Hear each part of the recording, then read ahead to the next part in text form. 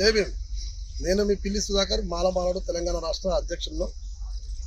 మిత్రులారా, ఇటీవల supreme court SC ST వర్గీకరణ ఉపవర్గీకరణ రాష్ట్రాలకు హక్కు కల్పిస్తూ ఇచ్చిన తీర్పు అవుతుందో అది ప్రజాస్వామ్యానికి చీకటి రోజుగా భావిస్తూ ఉన్నాం. ఇంత పెద్ద విపత్తు జరిగినా కూడా నా మాల సోదరులు కనీసం చీమ కుట్టినట్టు కూడా లేదు. నిజం కూడా చాలా సిగ్గుపడాల్సిన అంశం. అది తెలంగాణ, ఆంధ్ర కాదు, ఎక్కడ చూసినా కూడా ఎక్కడేసిన గొంగలు అక్కడైనట్టుగా మాలలో పరిస్థితి అట్టుంది.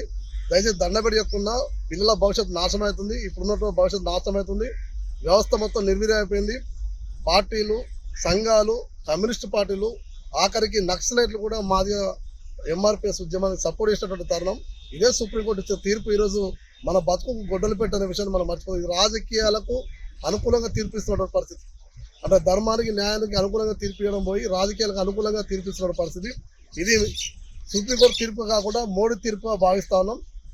దయచేసి మాలమానాడు కానీ మాల సోదరులు ఎవరు కూడా ఎవరన్నా లీడర్ అంటాడు ఫోన్ చేస్తే, నేను పని మీద ఉన్నా, నాకు హాస్పిటల్లో పోతున్నా, నాకు ఫంక్షన్ ఉంది, నాకు వీలు కాదు, నేను పని ఉంటే మీరు పని చూసుకోండి, ఇలాంటి బంజేరిగా దయచేసి పిలిచినప్పుడు మీ టైంని ఇవ్వండి. మీ దగ్గర డబ్బులు ఉంటే ₹1 10 పైసలు వంతు ఇవ్వండి, లేదా ఇంకొంత అమౌంట్ కానీ మీకు ఉన్న ఎట్లా వీలైతే అట్లా అంబేద్కర్ చెప్పినట్టుగా పే బ్యాక్ టు సొసైటీ అని ఎట్లా చెప్పిండో ఆ రకమైనటువంటి స్ఫూర్తితో ముందు పోవాలని చెప్పి విజ్ఞప్తిస్తున్నా.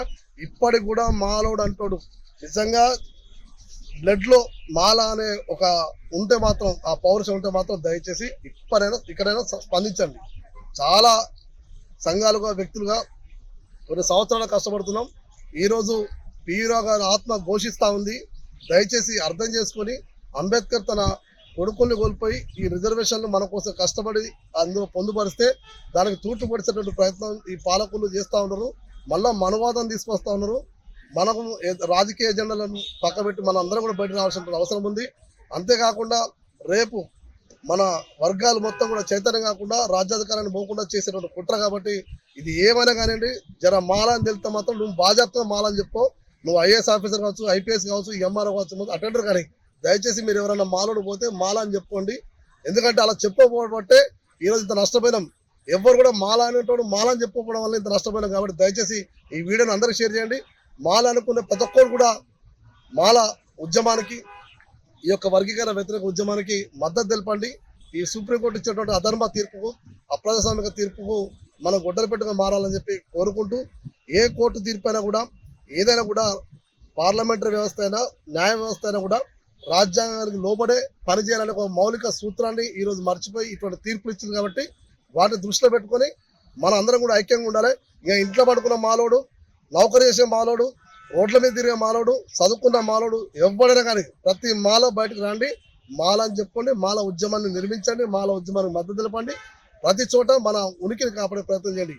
మీలాంటి వాళ్ళు మాల చెప్పుకోవడం వల్ల మన జనాభా తక్కువ ఉందని చెప్పి ఇటు తెలంగాణలో మనల్ని ఇబ్బంది పెట్టి ఈరోజు మనల్ని ఈ రకమైనటువంటి తీర్పు తీసుకుంటానికి కారణం ఇది. దయచేసి అర్థం చేసుకుంటే ఎవరు మనసు ఒప్పించుకోవడానికి కాదు ఇది.